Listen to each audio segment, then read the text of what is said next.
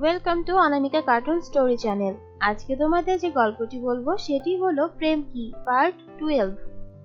সেদিন অমিত আর ঐশী রিয়ার মাকে তাদের সাথে তাদের বাড়ি নিয়ে আসে। আর ঐশীর যতদিন বিয়ে না হয় ততদিন রিয়ার মা এবং তার বাবা সেখানেই থাকে। আর ধুমধাম করে অমিত আর ঐশীর বিয়ে হয়। বিয়ের পর ঐশীর সংসার খুবই ভালোই যাচ্ছিল। ঐশী তার শ্বশুর বাড়িতে খুব ভালো ছিল। তার শাশুড়ি ঐশীকে নিজের মেয়ের মতো দেখতো। কখনোই ঐশীকে দিয়ে তেমন কোনো কঠিন কাজ করাতো না। একদিন, মা, আমি রান্না করি। তুমি যে রান্না করতে চাচ্ছ, তুমি কি রান্না করতে পারো? না মা, আমি রান্না করতে পারি না, কিন্তু আপনি যদি শিখিয়ে দেন তাহলে আমি রান্না করতে পারবো। তোমার কথা শুনে আমার খুবই ভালো লাগলো। আজকালকার মেয়েরা রান্নাঘরে আর আসে কোথায়? তুমি যেটুকু বলেছো ওতেই হবে। তুমি যাও, গিয়ে রেস্ট করো মা। নতুন বউ তুমি, এভাবে রান্নাঘরে আসা তোমাকে ভালো লাগে না। মা, বিয়ের আমাদের 2 সপ্তাহ হয়ে গেছে, এখন আমি আর নতুন বউ নেই। আর আপনি কি আমাকে এবারের সদস্য মনে করেন না? এ বাবা, এটা আবার কেমন কথা? আমি অবশ্যই তোমাকে আমার বাড়ির সদস্য মনে করি। কেন মনে করব না? তাহলে আমাকে দিয়ে কেন বাড়ির কোনো কাজ করাচ্ছেন না? আমি যদি আমার বাড়ি থাকতাম, আমি কি কোনো কাজ করতাম না? আসলে মা, আমি জানি তোমাদের ফ্যামিলি কত বড়। তোমার একার কাজ করার জন্য 2-3টা চাকর আছে, আর সেখানে আমাদের বাড়িতে একটাও চাকর নেই। আমি তো জানি মা, তুমি এগুলো করতে পারবে না। আর তুমি এগুলো করতে গেলে তোমার অনেক কষ্ট হবে। ও মা, আপনি এত ভালো কেন? সবার শাশুড়ি যদি আপনার মতো হতো তাহলে আর সংসারে অশান্তিই হতো না। কিন্তু মা, আপনি এগুলো নিয়ে একদমই চিন্তা করেন না। আমাকে তো শিখতে হবে বলুন। আর অমিতের যে কাজ, ও আজকে এখানে কাল ওখানে। ওকে যদি অন্য কোথাও ট্রান্সফার করে দেয় তখন তো আমাকে ওখানেই যেতে হবে, তাই না? আর আমি যদি রান্না না পারি তাহলে তো অমিতেরই কষ্ট হবে বলুন। ঠিক আছে, আমি বুঝতে পেরেছি। তুমি রান্না শিখেই ছাড়বে, তাই তো? হ্যাঁ মা, আমি শুধু রান্না না, বাড়ির সব কাজ শিখবো। আমাকে একটু ধৈর্য ধরে শিখিয়ে দেবেন, তাহলে আমি সব শিখে নিতে পারবো। আমি খুব ভালো শিখতে পারি। একবার যা দেখি তা কখনোই ভুলি না। বেশ, তাহলে আমার সাথে হাতে হাতে আমার কাজগুলো করে দাও। অবশ্যই মা। অমিতের মা এতটাই ভালো ছিল যে ঐশী অমিতের মাকে নিজের মায়ের থেকেও বেশি ভালোবাসতো। ঐশী ওখানে গিয়ে একরকম তার পরিবারকে ভুলেই গিয়েছিল। অমিতের ছোট ভাই ঐশীর ছোট ভাইয়ের মতোই ছিল। সে ঐশীকে নিজের বড় বোন মনে করত এবং সবসময় ঐশীর পিছে পিছে ঘুরতো। একদিন অমিতের ভাই ঐশীকে বলে, বৌদি, তুমি না অনেক সুন্দর দেখতে, জানো তা? না তো ভাই, আমি তো জানতাম না, আজ জানলাম। কিভাবে জানলে? এই যে তুমি বললে তাই জানলাম। ও বৌদি, তুমি কি যে ভালো না। আচ্ছা বৌদি, তোমার কি কোনো ছোট বোন নেই? কেন, তুমি আমার ছোট বোন দিয়ে কি করবে? আসলে বৌদি, হয়তো তোমার ছোট বোন থাকলে তোমার মতোই সুন্দর হবে। দাদা তো একটা সুন্দর বউ পেয়ে গেছে, আমারও তো একটা সুন্দর বউ খুঁজতে হবে, বলো। ওরে পাকা ছেলে, তোমার বয়স কত? হ্যাঁ, এখনই বউ খোঁজার ধান্দা? আরে বৌদি, কি যে বলো না। এখন বউ কেন খুঁজবো? এখন থেকে জাস্ট রিজার্ভ করে রাখবো। যখন বড় হব তখন বিয়ে করবো, বুঝেছো? ওরে পাকা ছেলে, এ তো দেখছি আমার ভাইয়ের উপরে।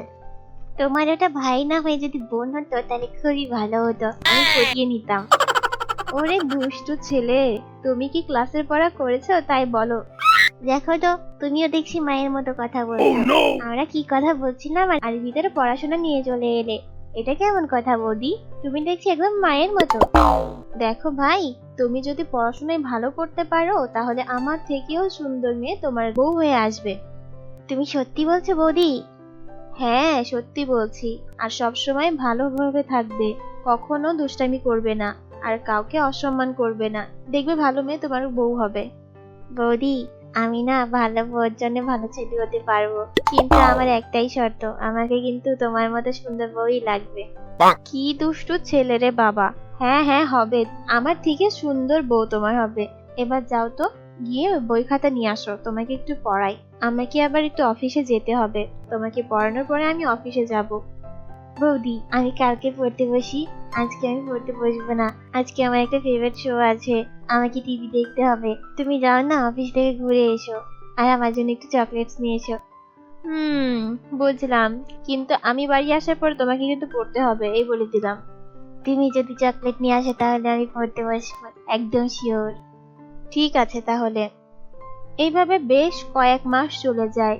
যত দিন যেতে থাকে ঐশী তার শ্বশুর বাড়ি একদম নিজের মতো আপন করে নেয়।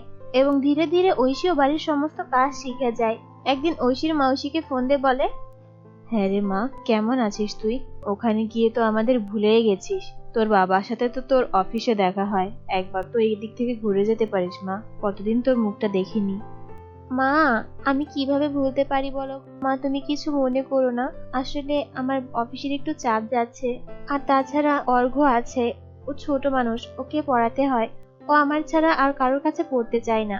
ও যে প্রাইভেট টিচারটা আসতো, তাকেও বাদ দিয়ে দিয়েছে। এই বাচ্চাটার জন্যই তো আমাকে এখানে থাকতে হচ্ছে মা। আর ওর সামনে পরীক্ষা, এখন আমি যদি ওকে না পড়াই তাহলে ও সামনে পারবে না। এর জন্য আমি বাড়ি যেতে পারছি না। তা মা, শ্বশুর বাড়ি সব ভালো আছে তো? হ্যাঁ মা, সব ভালো আছে। আর তুমি বিশ্বাস করবে না, আমি খুব ভালো একটা শ্বশুর বাড়ি পেয়েছি। এখানে সবাই আমাকে অনেক ভালোবাসে। আর আমার শাশুড়ির কথা তো বলে শেষ করা যাবে না। এত ভালো মানুষ আমি আগে কখনো দেখিনি। সত্যি, আমার কপালটা খুবই ভালো। যেমন ভালো হাজবেন্ড পেয়েছি, তেমন ভালো ঘর। যাক, কথাটা শুনে আমার যে কি শান্তি লাগছে। খুবই চিন্তায় ছিলাম যে তোর পছন্দ অনুসারে বিয়ে করলি কি হবে, সংসারে তুই সুখী হতে পারবি কি পারবি না। এখন কথাগুলো শুনে খুবই ভালো লাগছে। মা, তুমি কিছু চিন্তা করো না, সত্যি আমি খুবই হ্যাপি আছি। আর আমার মনে হয় আমি যদি কোনো বড়লোক পরিবারে বিয়ে করতাম তাহলে এতটা সুখে থাকতে পারতাম না মা। যাক, আমাদের সিদ্ধান্তটা তাহলে ঠিকই হয়েছে। তোর বাবাকে বলবো, তোর বাবাও তোকে নিয়ে একটু চিন্তা করে। হ্যাঁ মা, বাবাকে বলো, আর বলো আমার জন্য যেন চিন্তা না করে। আমি খুব ভালো আছি। আর মা, আমি সময় পেলে বাড়ি আসবো বেড়াতে, তুমি একদমই চিন্তা করো না। ঠিক আছে মা, একটু মাঝে মধ্যে কল করিস, আর সময় সুযোগ পাইলে আসিস অবশ্যই। হ্যাঁ মা, অবশ্যই যাব। আচ্ছা ঠিক আছে, তাহলে ভালো থাক, আমি এখন রাখছি। ওকে মা, বাই, লাভ ইউ। সেদিন অফিস থেকে অমিত বাড়ি আসার পর ঐশীকে বলে, ঐশী, তোমার সাথে আমার কিছু কথা আছে। হ্যাঁ বলো, কি হয়েছে? আমাদের মনে হয় এখান থেকে চলে যেতে হবে। মানে, এটা তুমি কি বলছো? কোথায় যেতে হবে আর কেন যেতে হবে? দাঁড়াও, প্যানিক করো না, আমি সবটা খুলে বলছি। আসলে তুমি তো জানো আমার জবটা কেমন। চাকরি সূত্রে আমাকে দেশের বিভিন্ন জায়গায় থাকতে হবে, তাই এখন আমাকে ঢাকা পোস্টিং পড়েছে। আমাকে ঢাকায় যেতে হবে। আর আমি চাচ্ছি তুমিও আমার সাথে চলো। কিন্তু অমিত, আমি তোমার সাথে গেলে মা কি করবে বলো তো? আর অর্ঘ্যের তো সামনে পরীক্ষা। দেখো, যাই হয়ে যাক না কেন, আমাকে তো যেতেই হবে। আর আমি তোমাকে এখানে রেখে যেতে পারবো না, আমার সাথে তোমাকে যেতে হবে। আর অর্ঘ পরীক্ষা শেষ না হওয়া পর্যন্ত এখানেই আমরা থাকবো। আমরা আগামী বছর এখান থেকে যাব। কিন্তু অমিত, আমি না থাকলে বাবা মা কি করবে বলো তো? বাবা প্রতিদিন সন্ধ্যায় আমার হাতে চা খায়, আর মাকে সকালে আমি ব্রেকফাস্ট বানাতে হেল্প করে দিই। আমি না থাকলে কি করবে বলো তো?